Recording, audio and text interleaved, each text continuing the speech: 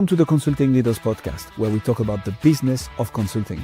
Whether you're looking to grow your practice or learn from the stories of leaders in consulting, you're in the right place. I'm your host, Guillaume Jouvencel, ex-PwC and co-founder of GHA Marketing. Join me as I interview the best consultants in their niche. Let's get on with the show.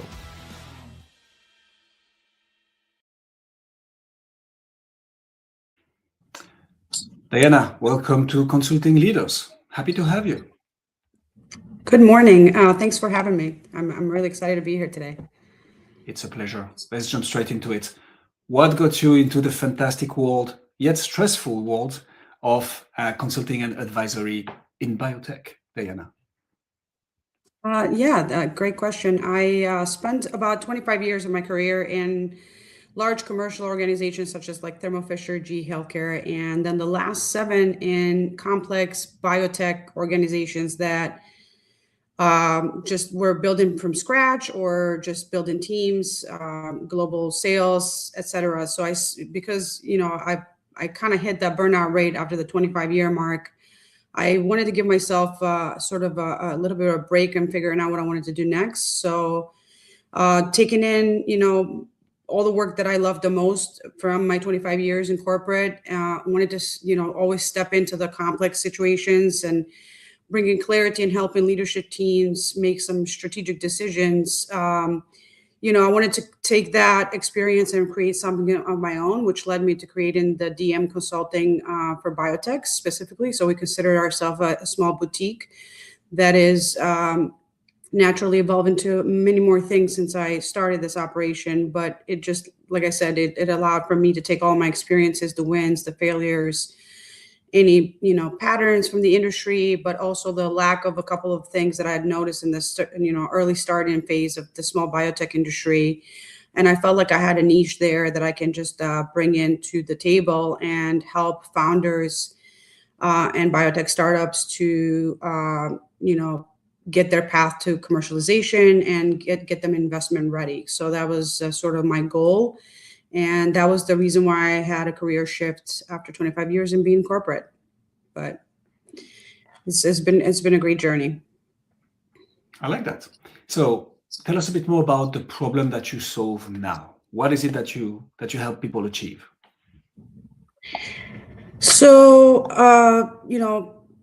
the biggest thing that I focus on, and if you want to consider it a core problem, is to really just provide more strategic clarity to these founders and the companies that are starting or have had an asset that they're working on for years and they want to go to market. It's like the struggle of how brilliant scientists, because most of these guys that I work with and collaborate with are all PhD scientists, they're brilliant minds, but sometimes they struggle to translate their science into like a compelling commercial story. And also you need to have a viable business model and be sort of sellable to an investor. So my goal is to really help them get that strategic clarity, make the connections with investors, really just make sure the science wasn't, wasted, and it's got to be the right time to push that in the market, because you could miss the boat sometimes if you're too late to market. Typically I help founders articulate their value and get into the right partnerships, and just bring a lot of my sort of experiences, connections, network into play also, and make sure that we're getting the right capital for them for these life-changing technologies to hit the market faster. So for me, it's mostly impact at scale. That's what I really like to work on. Can you tell us a bit more about who you help achieve impact at scale? Like, do you have any specific industry, any specific ICP, any specific company size? How do you choose who you work with? So my ideal client is really like a smaller biotech that has been working on an asset, and meaning life science is a very broad range, right? So I focus on cell and gene therapy companies, and those are very niche to working on oncology assets. So a lot of the cancers, autoimmune diseases, et cetera. So very early stage. And it means like a company could have preceded some money, whether they self-funded it or they got someone to believe in their asset and they helped them fund that initial stage. But now when things are starting to get serious and they want to go to clinical trials and get away from the animal studies, we want to help them raise the funds that they're going to need to scale up to that level. And that usually takes multi-million dollars to scale into the next phase. So that's typically, I sit in that Series A. And once they grow up to be large enough and they are now they have all their IPs in place, they have an IND approval, and they're finishing their trials, going to phase 2 and phase 3, then they become a Series B and a Series C company. So I don't really follow through to the end, but I'm in that initial phase. And that's where my expertise kind of helps them out. So that's interesting. Who's going to make the decision then? Is it the founder, the CEO? Is it the people who have just funding? Like, how do you get the right person to talk to? Great question. It's a combination of. So typically a company will have a CEO already assigned, and some of them will have obviously a CFO that's helping them financially structure their goals in numbers. And always there's going to be a chief medical officer or someone that has got the expertise and is being sort of like check-in on the FDA side, what they're going to be needing. So it's multiple roles. And actually by this stage, I think once they start hitting Series A, we already see like a lot of boards have been established with the smaller companies. So there will be a range of advisors and board members that will be a part of a decision-making process on how this. So there's a lot of checkpoints and a check mark within that phase that already is, they're making sure that the company's heading in the right direction. But typically I work with the CEOs of the company or a CCO. There is times that a venture firm or a capital, fundraiser, whoever the company might be, they might want involvement in that team. So they will be acting as an interim sort of, or be a part of the board, for a long term. But some of them would like to have more of like, in-hand sort of process. So we see that model play out sometimes. It all depends who they're working with. And for myself, like I can act as an interim CCO and CO for these companies. So that means that I can fill in the gap in their role if needed to get the company to the next phase. And those are typically within 1 to 2 years. So that's typically how we work. Does make sense. And so is there a difference, and here trying to understand the business of your consulting, and I understand fractional / interim CEO. Is there a difference between the person that you're going to work with and the person who is going to actually make the decision of hiring you for the task? So the CEO of the company is always going to be the person that's going to ultimately make the decision with the consultation of the board and any other members of the board. So if they feel they have a gap that they need to fill immediately to get them to move to the next phase, and they trust my work because we already have a relationship, I'm already doing things for them, we're helping them receive funding through our resources, et cetera. So there is already an established sort of work line with a company before you become that. So it's not like they're just going to call and say, can you be our CEO today? That doesn't work that way. It's a very well sort of established relationship, and it's not like a cold outreach that you can just place someone. But when you do start seeing like these roles getting posted with like recruiters and the hiring companies for talent acquisition, those are typically after a Series A has been established, and now they're trying to build the team out further. But most of these companies already are getting really good advice. They have tons of advisors from different parts of the world to make their team strong enough to be a sellable company. So commercially ready is the goal. I like that. So it's funny because you hinted on it. It's not just a cold outreach, right? I mean, it could be good to get the first attention, but then there is much more needed to be done. So can you tell us a bit more about how you market, how you brand, how you get the attention of the right people whilst showcasing, thought leadership, they trust? How do you go about that? From my experience, for myself and my company, and I'm a solo entrepreneur, so I started this company about 2 years ago. It's very, very much relationship based. So it's knowing the right companies in place, having the right sort of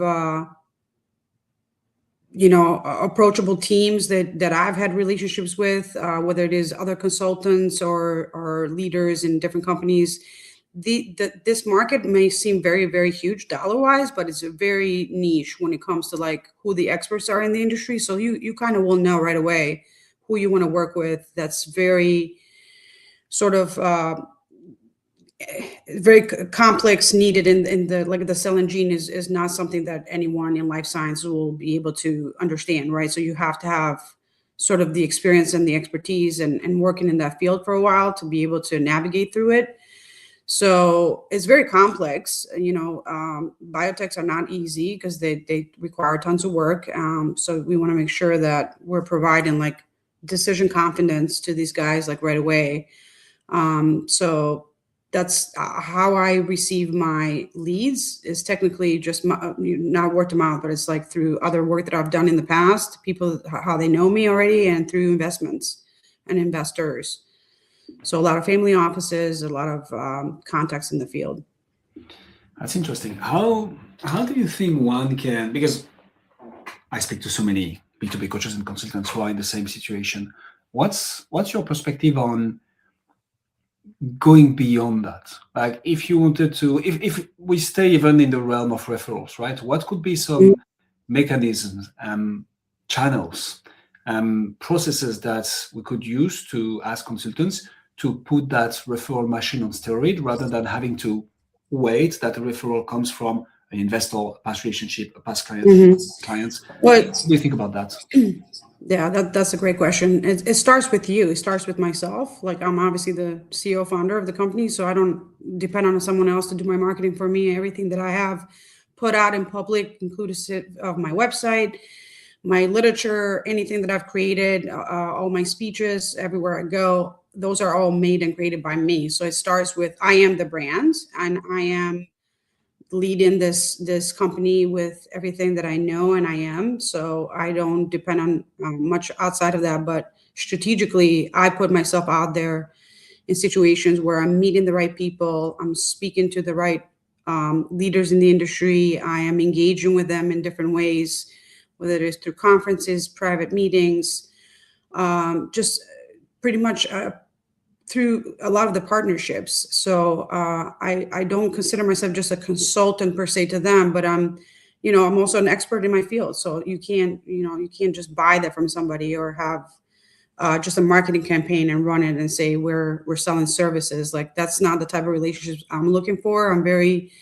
thoughtful about who I engage with, and I believe so much in the work that these companies are doing. So I only align myself with the companies that I want and believe that they're going to succeed. And they're coming out with a product in the market that's going to be a life-changing, therapy. So that's, my work is very strategic. It's not something I get like, I do speaking engagements because I also wrote a book. It's called Rise Above the Noise. Just published it in Amazon this last May. And that was to really just showcase my authority in my field, but also, become comfortable with talking to other females in the industry and making sure that everybody's rising up at the same time and putting ourselves out there. So not hiding.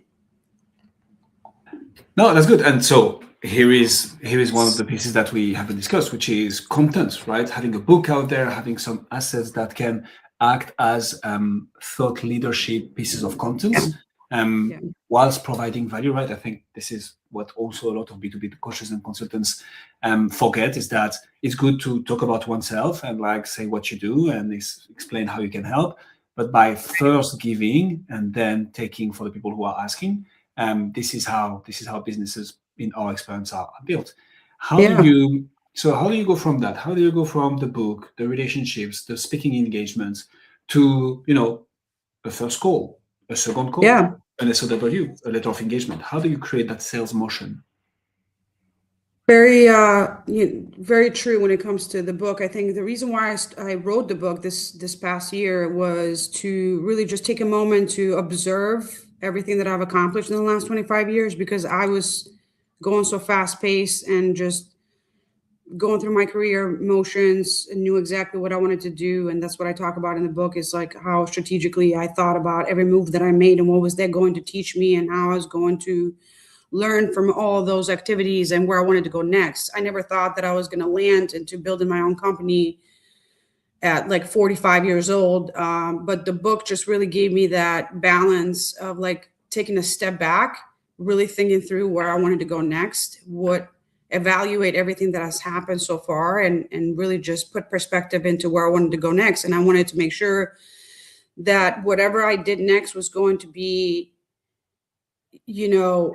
for the right reasons, successful, but also was going to fulfill me. So the book helped me get clarity on where I wanted to go with my business, and also utilize it as a marketing tool set for myself, being that I am the brand and I don't have, employees. All I have is advisor, other team members that I tap into as I need them for projects.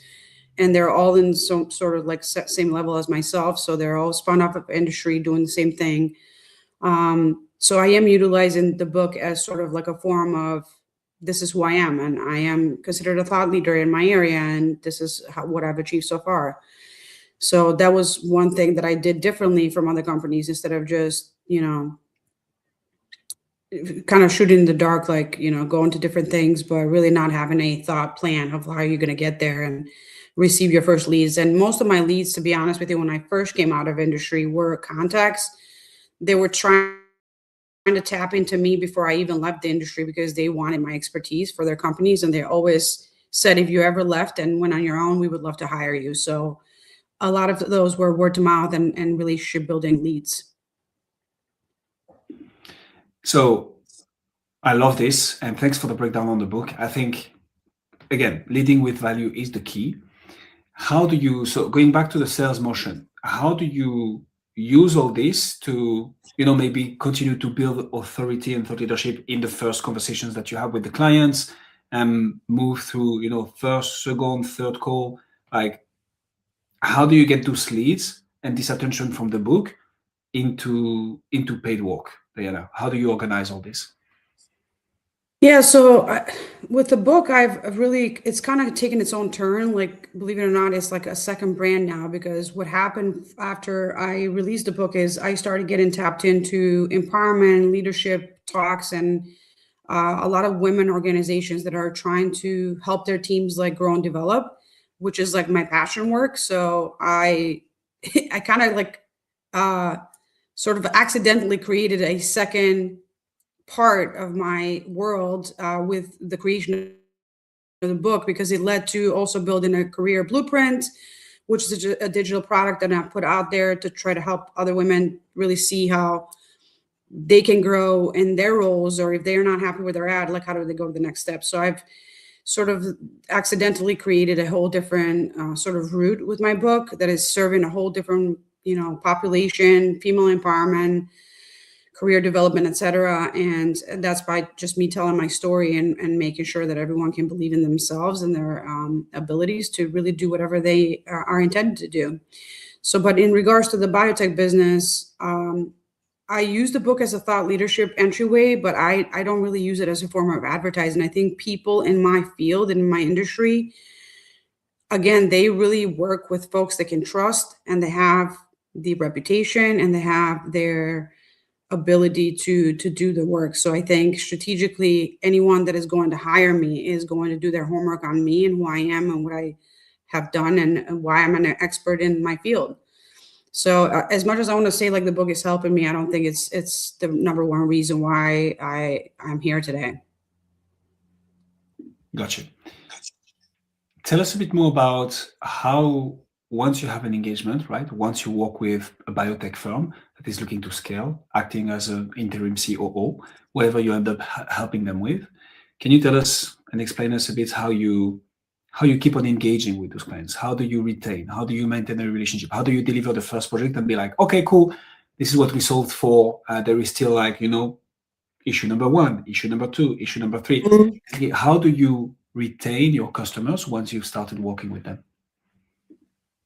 I've always believed that the only way you can retain customers, whether it is working for a company or for myself, is you have to be able to deliver results.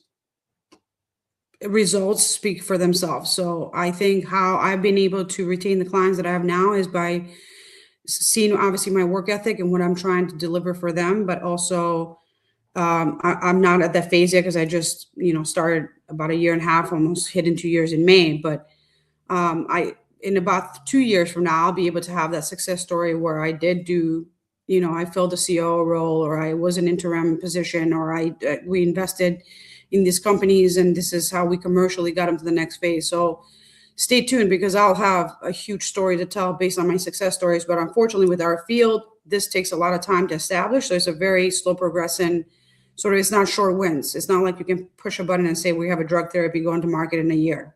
It takes like 4 to 6 years to do the work that we're doing. So I'll be able to be here by then to tell this amazing story, maybe a different day to you, with all our successful clients that we provided results to, and got them to where they are, which will be amazing. I'm looking forward to that.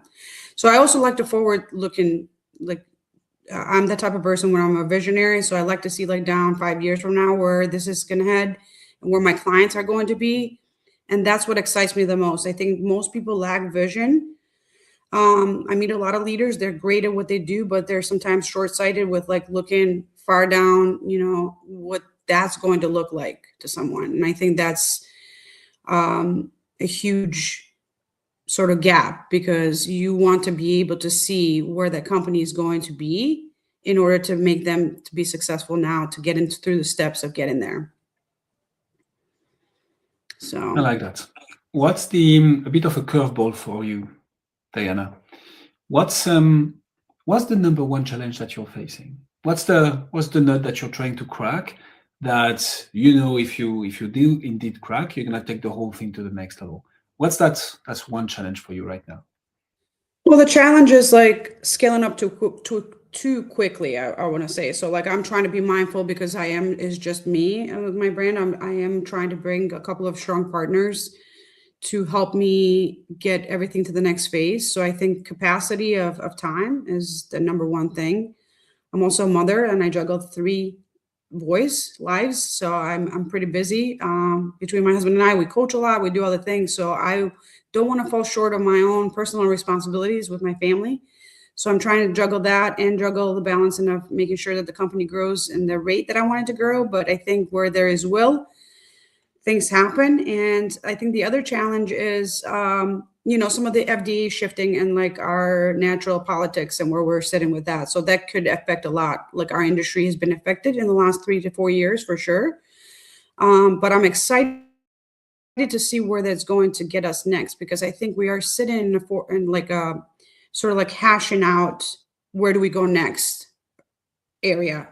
So 25 was definitely that. 26 is going to provide more clarity. In 27, we're going to be skyrocketing. So I think we're definitely sitting in a very interesting time of change. And like I said, you either follow through with the change and you adapt and you move forward, or you get left behind. Having too much demands and not enough capacity is a problem that a lot of people would like to have. So congratulations. That's a good challenge. Thank you. So tell us a bit more about those opportunities that you see for 2026, 2027. Like, what's happening that is big in your space that you think you're going to be able to double down on and capitalize on? Yeah, I'm excited about what's coming out next with digitalization and the AI. I think we are already seeing a major impact of how AI workflows and, processes can accelerate the development of drugs and cost reduction to almost more than half. So for us and for any drug developer in the world, that is a huge win. I think this is going to be where most of the people in the industry are focusing on, is like, how do we get therapies to market faster at less of a cost, so there's more affordable for our patients. And I'm really looking forward and excited to see where advanced therapies takes off next, because right now we're dealing with the rates of, like, 1 in 3 patients or 1 in 3 people. So one member of your family is potentially going to have either cancer or autoimmune disease. So those numbers are skyrocketing, and it's very scary. And I hear healthy people even getting sick nowadays. So, like, we're sitting in an area where we're all going to get impacted by whatever point of our life at some point by any of these diseases. So I'm excited that I sit and I do a very small portion of the work that most of our brilliant scientists do every day, but I'm excited to be a part of this movement and really just trying to help any company that's got a goal to save lives. So I'm proud of that. Diana Morales, ladies and gentlemen. Diana, if people want to find out more about you, see what you do, where should they go? Sure. I have a website. It's called thedmconsulting.com, and I'm on LinkedIn, Diana Morales. Info at thedmconsulting.com is my email. I'm pretty public, so like all my contact information is everywhere. But thank you for having me. It's really exciting. My pleasure. We'll put all the links in the description. What I can say for sure is that you've gained at least one new connection on LinkedIn out of this interview. Me, I just added you. Diana, thank you so much for coming. Thank you so much. I appreciate it. Thank you. Have a great day. Thanks for joining us on this episode of the Consulting Leaders Podcast. We hope you learned valuable lessons on how to grow your practice and take your business to the next level. Make sure to subscribe and leave us a review wherever you're listening to this show so you never miss an episode. To apply and be a guest on the show, click the link in the description. See you next time.